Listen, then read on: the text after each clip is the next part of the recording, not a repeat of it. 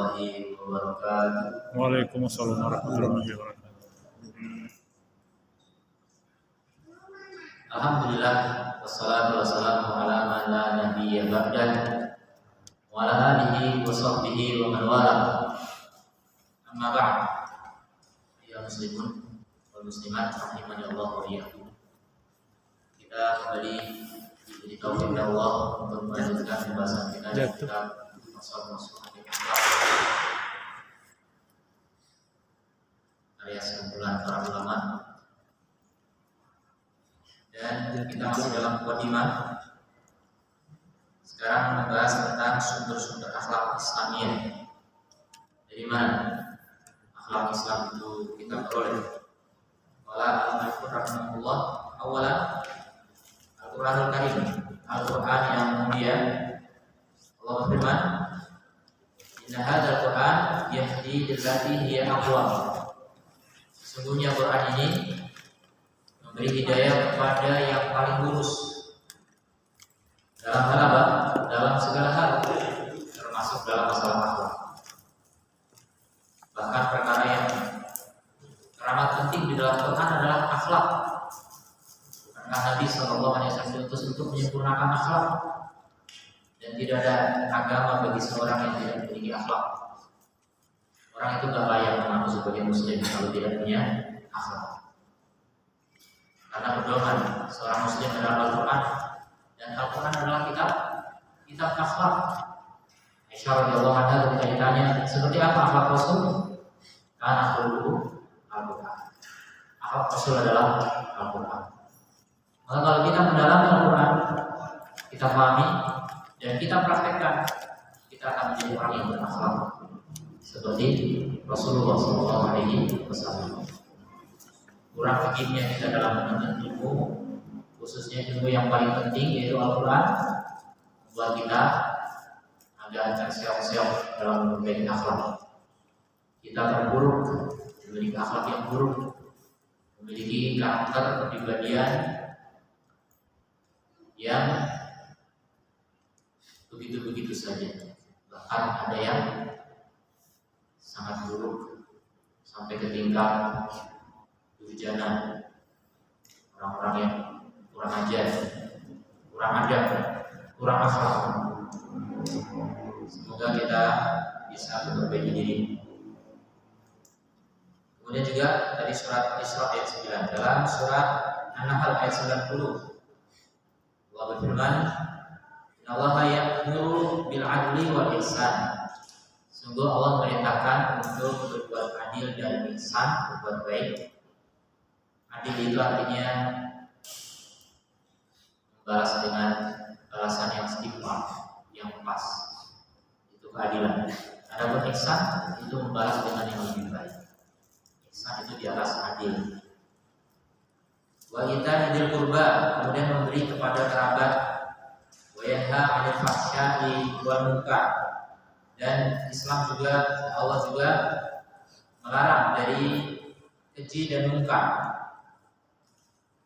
wal baghi, dan kedzaliman. Ya'idukum, Allah menasihati kalian, la'allakum tadhakkarun, agar kalian mengambil pelajaran. Ini satu ayat mengumpulkan akhlak mulia yang luar biasa. Jabarannya ini panjang yang akan kita dapatkan dalam kitab ini insyaallah. Sumber yang kedua dari akhlak Islamiyah adalah As-Sunnah An-Nabawiyah. As-Sunnah An-Nabawiyah. As-Sunnah secara bahasa at-tariqah, berarti tariqah Nabi, tariqah penabian, jalannya Nabi, itulah As-Sunnah An-Nabawiyah. Itu secara bahasa. Secara istilah, As-Sunnah itu sendiri adalah jalannya Nabi dan para sahabat. Jadi dalam istilah lebih luas cakupannya. Walaupun namanya Sunnah Nabawiyah, tapi bisa mencakup sunnahnya para sahabat. Kenapa? Karena kita tidak bisa mempraktekkan, atau bahkan sekedar memahami saja. Kita tidak bisa memahami seperti apa sunnah Nabi kalau kita tidak mengerti sunnah sahabat. Orang yang paling paham kehidupan Nabi adalah para sahabat. Praktek Nabi seperti apa, sahabat yang melaporkan kepada kita. Maka kita wajib tahu sunnah para sahabat radhiyallahu anhum. Di mana Rasulullah SAW mengatakan, "Innama bu'ithtu liyutammima shalihal akhlaq." Aku hanyalah diutus untuk menyempurnakan kesolehan akhlak, akhlak yang soleh. Dalam riwayat yang lain, makarimul akhlak, akhlak-akhlak yang mulia. Itu dua sumber dari akhlak Islamiyah. Jadi bukan bersumber dari filsafat. Tidak sedikit umat Islam yang menggali akhlak dari filosof-filosof seperti Socrates. Banyak nih Socrates diambil oleh kaum muslimin. Belajar akhlak dari Socrates. Padahal Socrates notabene bukan orang Islam. Ya. Walaupun kemudian terakhir Socrates mengatakan akan ada kehidupan setelah kehidupan dunia ini. Cuma begitu. Tapi nggak ngerti siapa Tuhannya, nggak ngerti apa agamanya, siapa nabinya, nggak ngikutin nabi. Apa percuma? Dan filosof-filosof yang lain banyak dari berbagai belahan dunia, filosof Yunani, Romawi, India, Cina, dan sebagainya. Ini menjadi rujukan bagi sebagian umat Islam, umat manusia. Ini tidak tepat. Mereka sudah belajar ke sana, sementara apa yang ada di sisinya dari Al-Quran dan As-Sunnah di depan matanya tidak dipelajari, tidak digali. Sudah suudzon terhadap Al-Quran, buruk sangka terhadap ajaran Nabi SAW. Dikiranya ajaran Nabi tidak memenuhi kebutuhan kita. Sangat luas ajaran Nabi, sangat cukup. Bahkan kita tidak sanggup untuk mengikuti semua ajaran Nabi. Ya, jadi kalau kita menyibukkan diri dengan mengikuti sunnah Nabi, kita berkerepotan. Kita nggak akan butuh kepada ajaran yang lain sama sekali. Ya, cukup. Ajaran Nabi sudah sangat cukup. Ajaran yang paling sempurna, yang Allah lebatkan sebagai ajaran yang sempurna. Allah sendiri yang menyatakan begitu. Kemudian ada di antara kita umat Islam yang mempelajari ajaran-ajaran manusia yang lain, itu artinya belum sangka terhadap firman Allah yang mengatakan apa? Agama ini sudah sempurna. Ajaran Nabi itu sudah sempurna, buruk sangka. Ya. Dikiranya belum ada dalam Al-Quran dan As-Sunnah. Kecuali perkara dunia. Kalau perkara dunia, Allah membebaskan, silahkan belajar masalah dunia selama tidak ada larangannya. Nabi juga membiarkan antum akan mengumpuli dunia. Kalian lebih tahu perkara dunia kalian. Tapi kalau perkara akhlak, ini perkara akhirat, perkara agama maksudnya. Maka sudah diajarkan sempurna oleh Nabi Sallallahu Alaihi Wasallam. Tidak ada yang lebih mulia akhlaknya dibanding Nabi Muhammad Sallallahu Alaihi Wasallam. Bahkan Allah sendiri memuji, wa innaka la'ala khuluqin 'adzim. Sesungguhnya kamu benar-benar di atas akhlak yang agung. Allah sendiri sampai memuji Rasulullah dalam masalah akhlak. Khuluqin 'adzim, akhlak yang agung. Maka rugi ya, sebagai umat Islam tidak tahu seperti apa akhlak Rasul, sehingga malah mencontoh akhlak manusia selain Rasul yang belum tentu benar menurut Allah Subhanahu wa Ta'ala.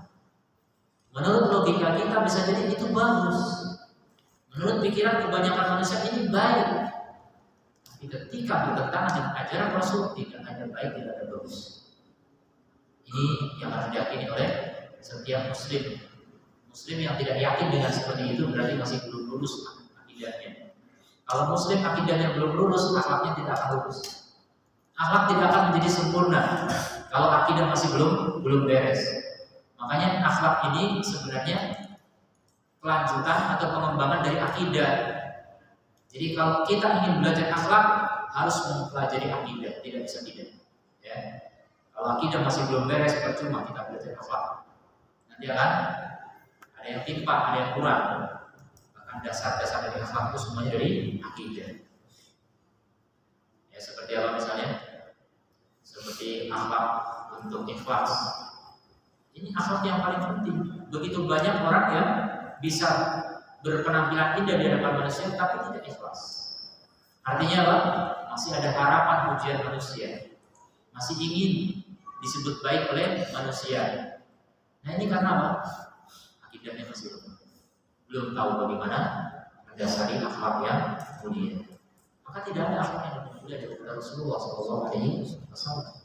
Karena yang paling tahu akidah, yang paling kenal Allah adalah Rasulullah SAW. Kemudian pembahasan berikutnya, kita sudah tahu ya, sumber akhlak ada dua saja, Al-Quran dan As-Sunnah. Dan As-Sunnah itu mencakup sunnah Nabi dan sunnah sahabat radhiyallahu anhum. Berikutnya, pembagian akhlak. Taqsimul akhlak bitibari ilaqatiha. Pembagian akhlak ditinjau dari segi hubungannya, objeknya, kepada siapa kita berakhlak. Maka akhlak terbagi empat. Yang pertama, ma yata'allaqu bi wujuhis silah al-qa'imah bainal insani wa khaliqihi, yang berkaitan dengan berbagai sisi hubungan yang tegak antara hamba dengan penciptanya. Ini yang rata-rata hilang dari ajaran manusia. Akhlak-akhlak ajaran filsafat itu tidak membahas ini. Makanya tidak akan pernah jadi akhlak itu menurut Allah Subhanahu wa Ta'ala. Dan ini yang paling penting. Inilah yang dipelajari dalam ilmu akidah. Kita belajar akidah biar kita tahu bagaimana berakhlak kepada Allah Subhanahu wa Ta'ala. Ajaran semua orang bijak, yang disebut sebagai orang bijak, itu semua mengajarkan tentang akhlak. Ada akhlak orang Jawa, orang Sunda, semua wilayah itu punya akhlak. Tapi mohon maaf, rata-rata masih belum mencapai kepada akhlak hubungan hamba dengan Allah Subhanahu. Karena yang mengajarkan itu hanya Islam. Yang mengajarkan tentang bagaimana hubungan kita dengan Allah dengan benar itu hanya Islam. Bagaimana dengan Yahudi dan Nasrani? Dulunya benar. Yang diajarkan Musa dan nabi-nabi Bani Israel sampai Isa alaihissalam yang terakhir, itu semuanya Islam, semuanya akidah yang benar. Tapi kemudian mengalami perubahan sampai akhirnya Allah utus Rasul yang terakhir untuk memperbaiki semuanya. Ketika Rasulullah SAW di akhir zaman diutus oleh Allah, itu untuk menyatakan bahwa tidak ada lagi cara untuk berakhlak kepada Allah yang benar kecuali apa yang diajarkan oleh Rasulullah SAW. Nah dari situ makanya kita tidak butuh kepada ajaran-ajaran yang lain. Sampai termasuk akhlak yang berkaitan dengan tiga yang lainnya. Yang kedua, apa yang berkaitan dengan hubungan manusia dengan manusia yang lainnya.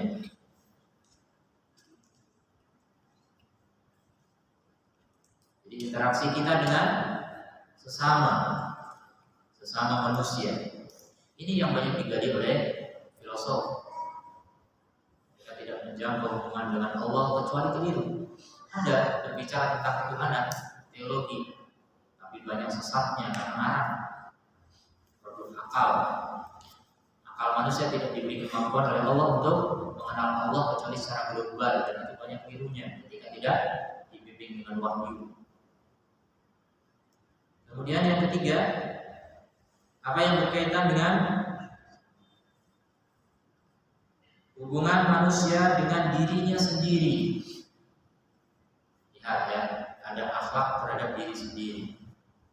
Kita nggak punya siapa-siapa, kita hidup di planet sendirian misalnya. Gitu. Di pulau sendirian itu, di hutan sendirian. Kita harus berakhlak terhadap diri kita sendiri. Nah ini harus kita pelajari. Yang begini jarang diajarkan oleh manusia yang lain selain ajaran Islam. Islam yang mengajarkan begitu, akhlak terhadap diri sendiri. Rata-rata orang hanya berfokus kepada akhlak terhadap sesama. Dulu kecil saya pernah, kakek saya menasihati adiknya. Kakek saya kan sudah tua, karena saya cucunya. Kakek saya bilang kepada adiknya, sholat. Jadi adiknya masih belum sholat, padahal sudah pakai kakek juga, sudah punya cucu. Dia jawabnya apa? Hidup itu kan yang penting baik dengan sesama. Yang penting apa? Baik dengan sesama. Begitu filsafat beliau, atau filsafat dari mana? Itu falsafah hidupnya. Hidup itu yang penting baik dengan sesama. Dianggapnya sholat itu enggak. Ini bahaya sampai mati. Jadi kita sholat sama saudara. Kemudian yang keempat, kira-kira apa lagi? Hubungan manusia dengan bisa ya dengan lingkungan. Dengan ajamawat ini contohnya lingkungan alam semesta ini. Ajam itu maksudnya yang tidak berbicara seperti kita, baik hewan maupun benda-benda, tumbuhan dan sebagainya, lingkungan semua.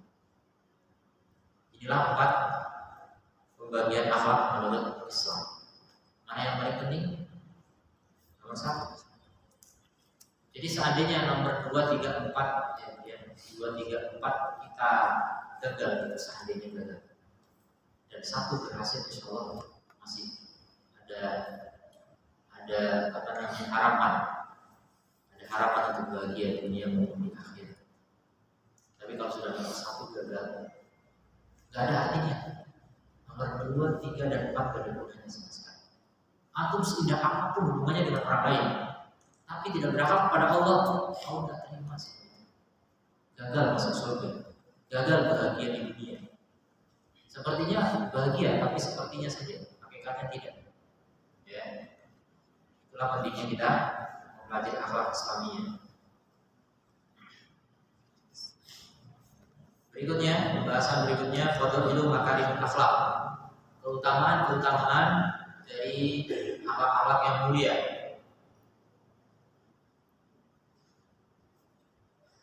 Disebutkan ada 7. Yang pertama, anaha min a'malil jannah, dia merupakan amalan surga. Jadi akhlak mulia itu amalan surga, maksudnya amalan yang mengantarkan ke surga.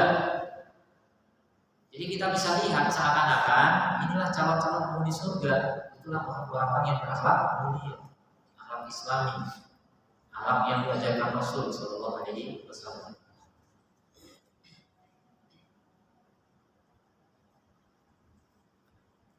Yang kedua, anaha sababun fi mahabbatillahi jalla jalaluhu li 'abdihi. Dia merupakan sebab dari cinta Allah terhadap hambanya. Dicintai Allah. Kita dicintai orang sudah senang. Ya. Anak dicintai ibunya senang. Suami dicintai istrinya senang. Istri dicintai suaminya juga senang. Dicintai saudara senang, dicintai keluarga, dicintai teman-teman, dicintai manusia banyak, dicintai jabat, dicintai presiden. Itu makin tinggi kebutuhan, makin senang. Dan itu belum seberapa kalau belum dicintai oleh Allah Subhanahu wa Ta'ala. Tidak sedikit di antara kita yang gagal fokus. Kita terlalu mengejar cinta manusia, ingin sekali dicintai oleh orang lain, tapi lupa untuk dicintai Allah Subhanahu wa Ta'ala. Ini kerugian besar. Ya, kerugian besar orang yang hanya fokus untuk dicintai manusia. Kemudian yang ketiga, anaha athqalu syai'in fil mizani yaumal qiyamah. Akhlak merupakan perkara yang paling berat dalam timbangan di hari kiamat. Jadi kita punya amal-amal soleh nanti ditimbang di hari kiamat. Ada sholat, saum, sedekah, haji, umroh, amal ma'ruf nahi munkar, dakwah, thalabul ilmi, dan lain sebagainya dari akhlak mulia. Berbakti pada orang tua dan seterusnya. Maka semua amal-amal itu yang paling berat ternyata akhlak. Jadi Jadi semua amal-amal itu yang paling berat di dalam timbangan adalah akhlak. Dan ini dalilnya banyak sekali. Dalilnya banyak sekali. Jadi di antara dalil misalnya Nabi menyebutkan dengan akhlak mulia seseorang bisa mencapai derajat atau makomnya al-qa'imun as-sha'imun. Dengan akhlak yang mulia orang bisa mencapai derajatnya ahli sholat dan ahli shaum. Dan dia bukan ahli sholat, ahli shaum. Ahli itu artinya wajib dan sunnahnya dipenuhi semua, maksimal dalam sholat dan shaumnya. Dan rata-rata kita tidak sampai ke derajat itu ya. Itu orang dulu.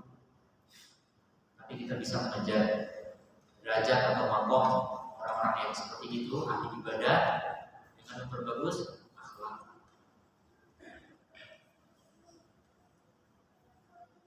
Kemudian yang keempat, anha min khairi amalil ibadi. Dia adalah amal hamba yang terbaik. Dia adalah amal hamba yang terbaik. Yang kelima, dia menambah umur. Jadi akhlak itu menambah umur. Dan kita menambah umur di sini terjadi perbedaan pendapat. Yang menganggap umur itu dalam arti bilangan umurnya memang bertambah. Yang menganggap keberkahannya. Bisa jadi orang usianya cuma 40 tahun, tapi berkahnya bisa ribuan tahun setelahnya. Karena akhlaknya keberkahan. Jadi melewati usia di dunia cuma 40 tahun misalnya, dan sebelum balik 15 tahun, jadi cuma sekitar 25 tahun dia beramal soleh, tapi 25 tahun itu berkahnya luar biasa sampai kiamat. Itu panjang. Banyak sebagian ulama juga mengatakan kitab atau tulisan itu adalah umur kedua bagi ulama. Yang menulis buku sudah meninggal, tapi bukunya masih dibaca manusia, maka itu terus menjadi apa? Sumber pahala, investasi yang tidak akan habis sampai kiamat.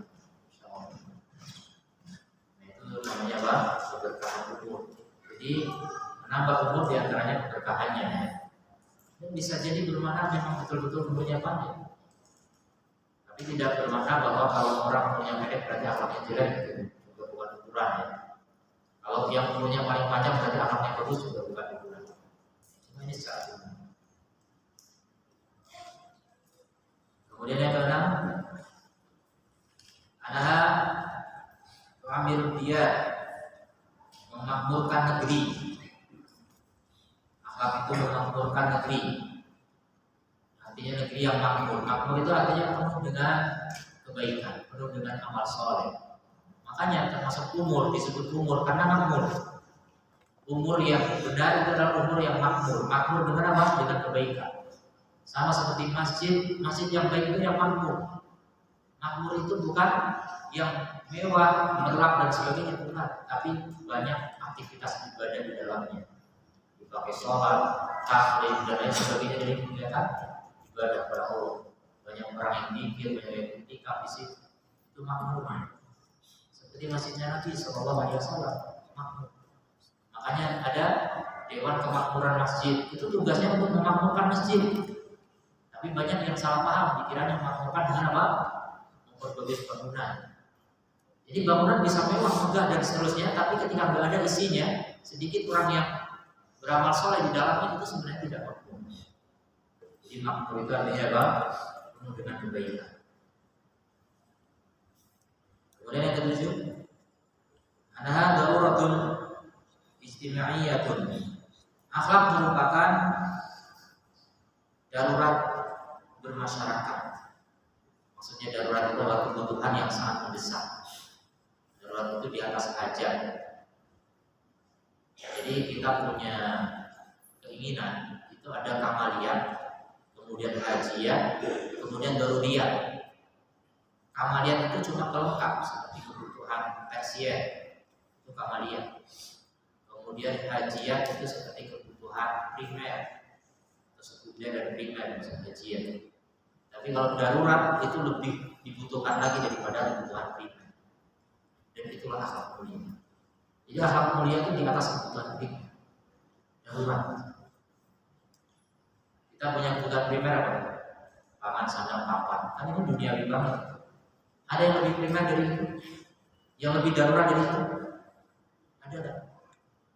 Ada yang lebih kita butuhkan daripada pangan, sandang, papan? Apa? Iman, ilmu, amal, akhlak diantaranya. Jadi kita lebih butuh akhlak daripada papan, sandang, papan. Antum kalau nggak punya papan itu tempat tinggal, ya antum bisa kontrak, bahkan bisa tinggal di bawah jembatan, bahkan bisa nanti di pohon gitu. Jadi mana aja bisa. Kalau nggak punya pakaian, ya bisa dengan daun-daunan gitu. Kalau nggak punya makanan, ya bisa mati. Ya udah maksimalnya mati. Jadi 3 kebutuhan pokok ini maksimalnya kemana? Kalau nggak punya mati. Tapi kalau mati punya akhlak, mati masuk surga. Coba dibalik. Orang punya pangan banyak melimpah, punya pakaian sandang banyak melimpah, punya papan tempat tinggal juga banyak melimpah, tapi nggak punya akhlak, mati masuk apa? Masuk neraka. Nggak punya akhlak sama sekali. Itu tidak ada tempat kecuali neraka kalau dia. Berarti sebenarnya lebih butuh mana kita? Kebutuhan primer ini atau akhlak? Akhlak lebih kita butuh. Tapi itu yang paling banyak dilupakan manusia. Orang bangun pagi rata-rata yang diingat apa? Pangan, sandang, papan. Padahal sudah punya. Padahal sudah ada. Tapi yang dipikir ingin lebih dan lebih. Ingin lebih dan terus ditingkatkan. Gak cukup. Gak puas dalam masalah apa? Kebutuhan dunia. Sementara ukhrawi diabaikan. Dia terlambat sholat subuh, nggak masalah. Yang penting jangan sampai terlambat kerja. Sholat subuh sama kerja lebih penting mana? Kalau kita pakai ukuran duniawi lebih penting kerja. Tapi kalau kita pakai ukuran ukhrawi, dan masalahnya ukuran ukhrawi kita belum sampai. Masalahnya kita belum pernah hidup di akhirat. Nanti kalau sudah kita masuk kampung akhirat, baru masuk tiang kubur saja, kita akan tahu ternyata sholat subuh lebih penting daripada kerja. Kita akan sadar di sana. Sekarang rata-rata belum sadar karena belum mati. Dan sebenarnya tanpa harus mati pun kita bisa menyadari itu kalau kita merenungkan Al-Quran dan Sunnah. Al-Quran dan Sunnah banyak sekali pelajaran tentang itu. Seperti misalnya Nabi menggambarkan sholat sunnah qobliyah subuh saja lebih baik daripada dunia seisinya. Antum takut terlambat kerja, antum kehilangan dunia seisinya enggak? Antum masih dapat dunia. Jauh, perbandingannya sangat jauh. Tapi antum terlambat sholat sunnah qobliyah dan dapat dunia seisinya. Terlambat sholat subuh, dan tahu lebih besar lagi daripada dunia seisinya. Itu sholat sunnahnya. Yang wajib jelas lebih besar lagi. Tapi kita nggak percaya rata-rata karena kita belum mati. Kalau kita mati pasti yakin. Hakul yakin kalau udah mati. Sekarang masih ilmu yakin. Kalau yakin, kalau nggak yakin ya syak. Kalau belum yakin namanya syak, ragu. Rata-rata kita masih ragu.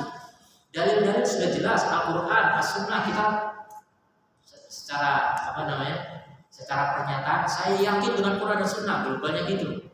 Begitu masuk ke perincian, keyakinan ini teruji. Sebenarnya yakin atau tidak yakin? Antara yakin dan tidak yakin. Kalau betul-betul yakin, kita nggak akan pernah membiarkan sholat qobliyah subuh itu terlewat. Nggak berani melewatkan sholat qobliyah subuh, apalagi subuh. Ya. Kenapa orang berani melewatkan sholat subuh sampai terbit matahari masih sholat? Alhamdulillah masih sholat. Ada yang nggak sholat juga. Kenapa begitu? Karena tidak yakin. Nggak yakin sebenarnya. Tanya Islam nggak Islam. Yakin di Quran yakin. Tapi yakin di mulut doang. Nah, itulah kebanyakan manusia seperti itu. Keyakinannya sebatas mulut, belum sampai ke hati. Baca Quran sebatas di mulut, tidak tembus kerongkongan, tidak sampai ke jantung. Maka nggak berpengaruh dalam kehidupan. Itulah kebanyakan manusia. Jadi akhlak ini merupakan darurat masyarakat. Masyarakat berarti ya kumpulan manusia.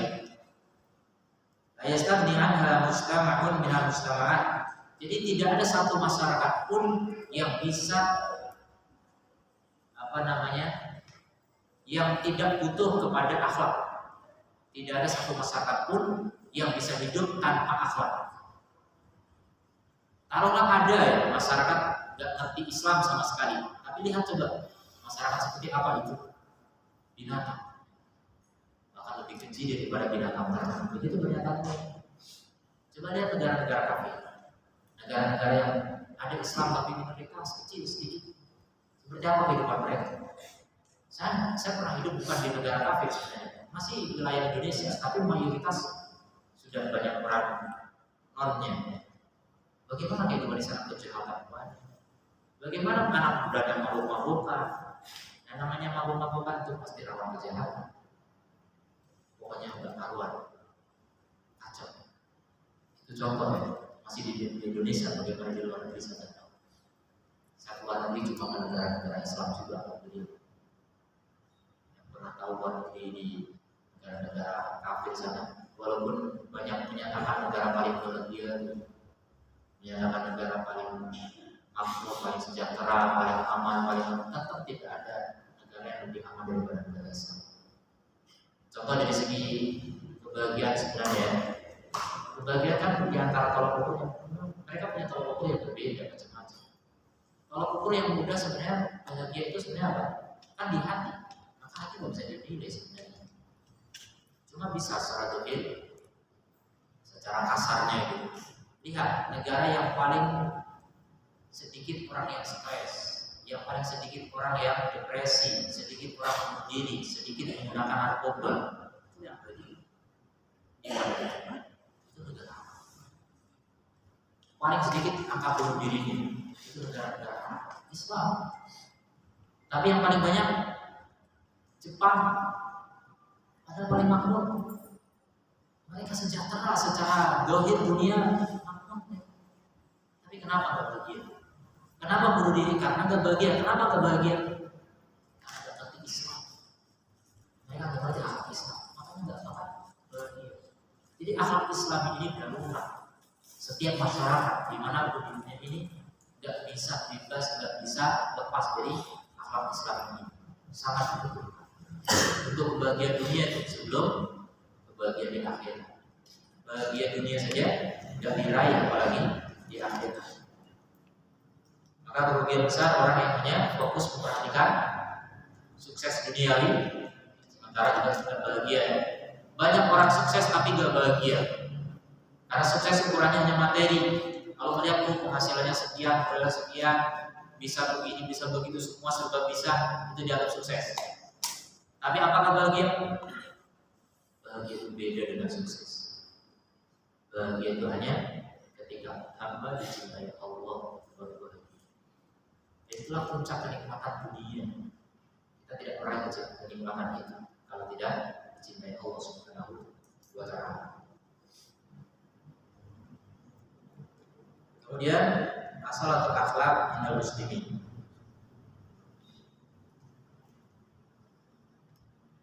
Fondasi akhlak di kalangan kaum muslimin. Asarul fikr al-akhlaki minal muslimin. Pengaruh dari pemikiran akhlak di kalangan kaum muslimin fil fikril akhlaki al-mustawa al-alami, di tengah-tengah pemikiran akhlak di tingkatan internasional, biwajhin am secara umum, wal fikril gharbi biwajhin khas, dan pemikiran barat secara khusus. Jadi barat ini seakan-akan perwakilan dunia gitu. Nah, sekarang yang sedang menguasai dunia itu orang barat.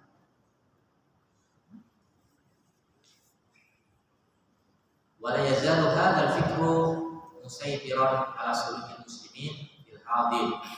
Senantiasa pemikiran ini menguasai terhadap karakter kaum muslimin di zaman sekarang. Jadi banyak pemikiran barat yang menguasai diri Islam. Jadi banyak kaum muslimin yang kehilangan prinsip hidup. Mereka hanya membebek, mengikuti orang-orang kufar. Dan itu yang sudah dinyatakan oleh Nabi Sallallahu Alaihi Wasallam. Kalian benar-benar akan mengikuti orang sebelum kalian.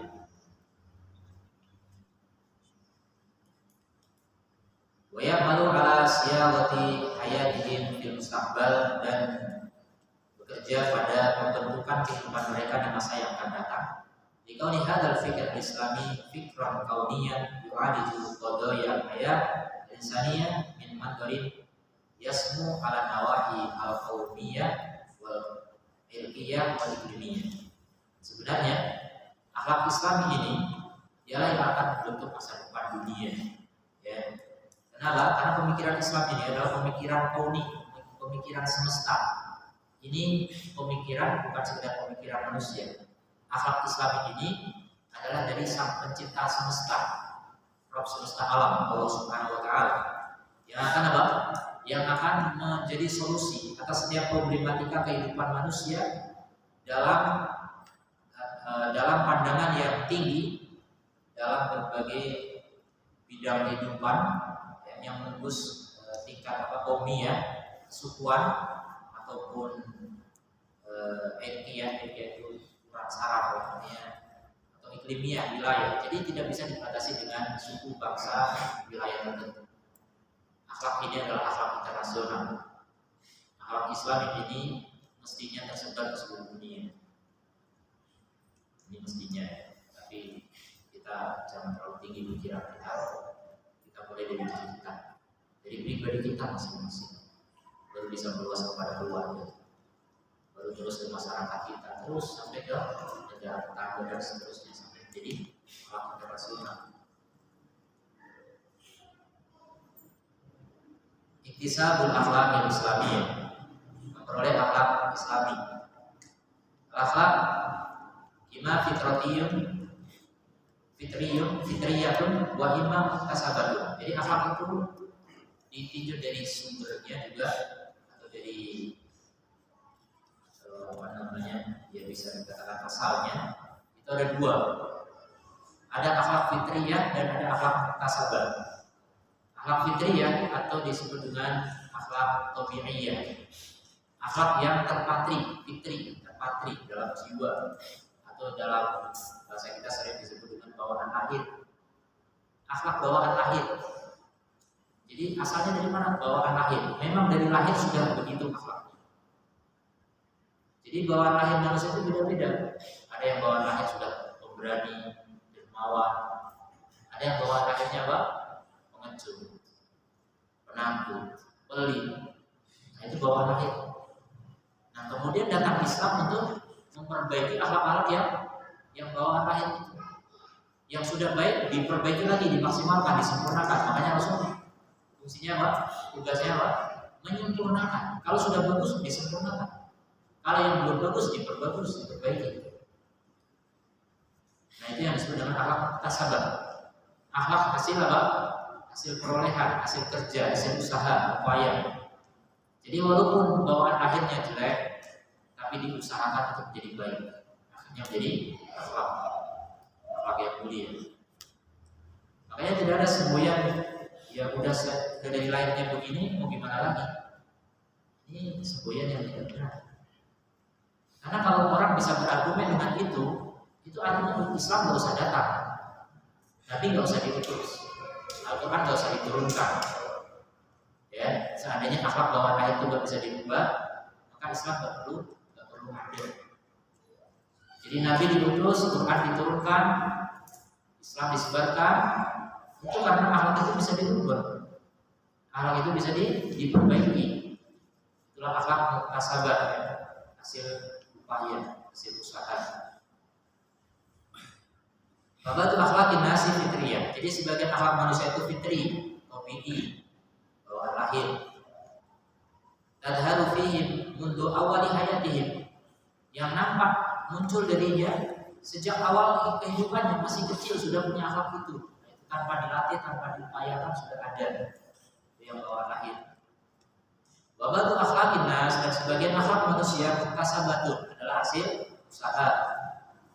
Minal bi'ah atau tabi'iyah, dari lingkungan tabi'iyah ya sekitar alam, lingkungan alamnya.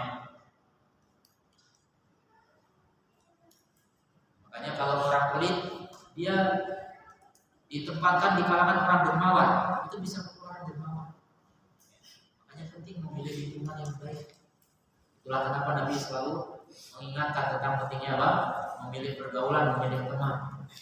Jangan hidup di tengah manusia yang tidak baik kalau kita tidak kokoh kebaikan kita. Jangan merasa saya akan sudah baik, saya sudah ngerti, saya sudah bisa membedakan mana baik buruk. Banyak orang tua yang kadang-kadang begitu.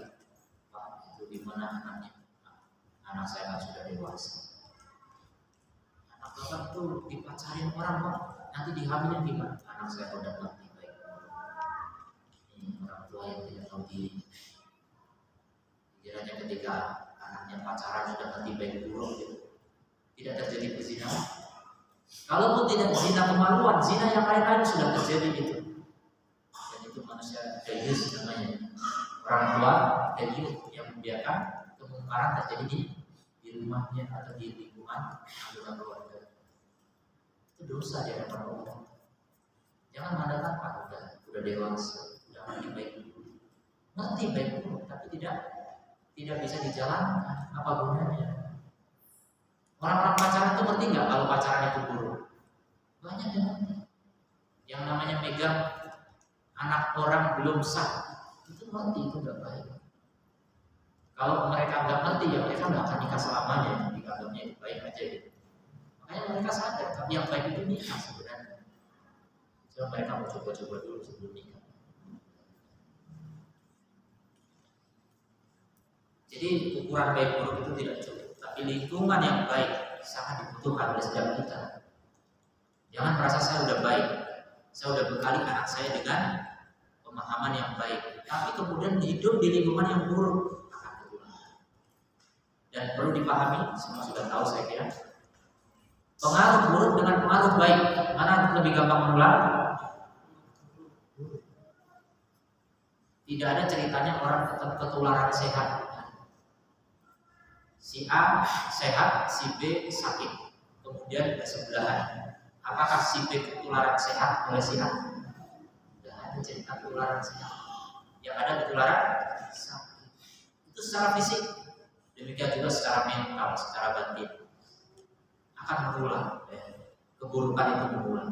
Tapi kebaikan agak sulit berulang. Mungkin bisa, tapi sangat sulit. Kemudian atau min bi'ah istimaiyah atau lingkungan masyarakat, atau bi'ah itu lingkungan tabiat masih. Kemudian bi'ah istimaiyah lingkungan masyarakatnya, dan itu sangat berpengaruh apalagi anak kecil ya. Hati-hati kita punya anak, ini memang sulit di akhir zaman apalagi sekarang ya, yang sangat mudah mempengaruhi karakter anak kita itu bukan manusia lagi, robot, alat, gadget. Ini semua alat-alat yang mati, benda mati tapi hidup gitu. Sangat besar pengaruhnya kepada kepribadian karakter anak-anak kita. Sulitnya kehidupan akhir zaman. Ini tantangan bagi orang yang optimis ya. Dan ini sebagai hambatan bagi orang yang pesimis. Maka kembali ke kita. Kita optimis nggak punya masa depan yang baik untuk keluarga kita, minimal anak-anak kita. Tapi kalau sudah pesimis sudah susah. Udah nggak mungkin lah. Anak zaman sekarang berbeda dengan anak zaman dulu. Udah beda masanya dengan kita. Itu betul. Semangat dan kelompok. Amin tawalil ibarat atau dari terus-menerus mengalami pengalaman ya, pengalaman hidup. Itu juga akan membuat akhlak, bentuk akhlak, buat tajari, uji coba, mana bidari dan yang semisal itu. Orang yang terbiasa diuji dengan musibah, dia akan tegar, dia akan terbiasa sabar. Tapi yang hidupnya mewah, nyaman, dimanja. Begitu dapat musibah langsung kabur, nggak bisa bangun. Itu beda. Dan contoh itu akhlak ya. Ada akhlak tegar, ada akhlak yang tidak tegar. Walakin labudda min wujudil istidad, tapi harus adanya persiapan al-fitri, persiapan fitrah diktisabiha untuk bisa meraih akhlak yang muktasabah tadi. Jadi memang bawaan lahir itu penting.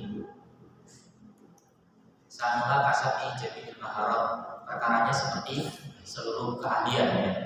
Makanya orang dalam dunia kerja saja itu kan memiliki keahlian beda-beda. Ini ahli montir, ini ahli bengkel, ini ahli pertanian, ini ahli dagang. Orang punya maharat beda-beda. Dan maharat itu kembali kepada bakat. Ya.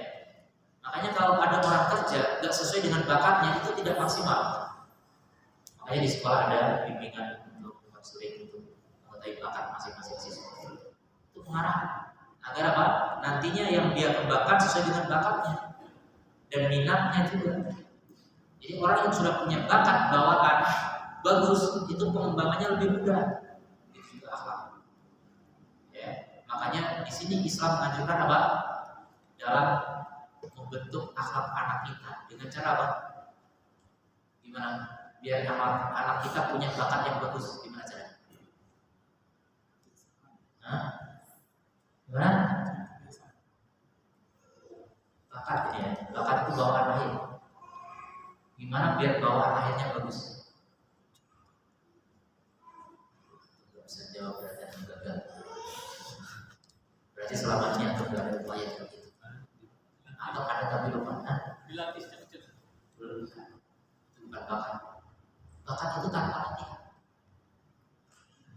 Nah, sama tapi ya seperti itu semuanya adalah